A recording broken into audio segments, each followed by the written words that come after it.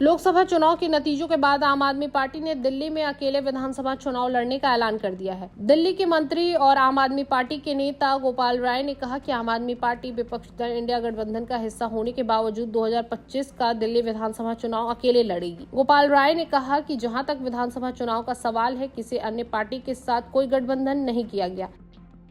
दिल्ली में कांग्रेस के साथ गठबंधन केवल लोकसभा चुनाव के लिए ही था। दिल्ली विधानसभा चुनाव आम आदमी पार्टी अकेले लड़ेगी। बता दें कि लोकसभा चुनाव के बाद परिणामों की समीक्षा के लिए आम आदमी पार्टी के नेताओं ने पहली बैठक की थी। इस बैठक में यह तय किया गया कि 13 जून को सभी विधायक अपने विधानसभा क्षेत्रों में कार्यकर्ताओं के साथ बैठक करेंगे और विकासमूलक कार्यों को लेकर चर्चा करेंगे।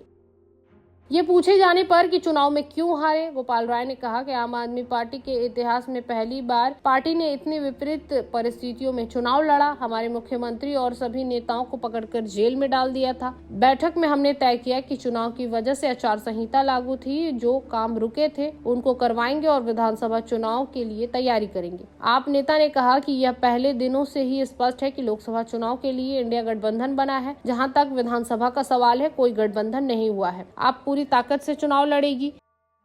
दिल्ली की सभी 7 लोकसभा सीटों पर आप और कांग्रेस ने इंडिया ब्लॉक के सहयोगी के तौर पर चुनाव लड़ा। आप ने जहां 4 सीटों पर चुनाव लड़ा, वहीं कांग्रेस ने 3 सीटों पर अपने उम्मीदवार उतारे। हालांकि भाजपा ने राजधानी की सभी 7 सीटों पर जीत दर्ज कर शानदार प्रदर्शन किया। आम आदमी पार्टी ने 2024 में आम चुनाव में दिल्ली, पंजाब, हरियाणा, गुजरात और असम की कुल 22 सीटों पर चुनाव लड़ी, लेकिन पंजाब में उसे सिर्फ 3 सीटें मिली। राष्ट्रीय पार्टी के तौर पर आपका यह पहला आम चुनाव था। साल 2025 में दिल्ली में विधानसभा चुनाव होने वाले हैं। 2020 और 15 में हुए दिल्ली विधानसभा चुनाव में कांग्रेस एक भी सीट नहीं जीत सकी है। आपने जहां 70 में से 62 सीट जीती थी, वहीं भाजपा ने पिछले विधानसभा चुनाव में 8 सीटें हासिल की थी।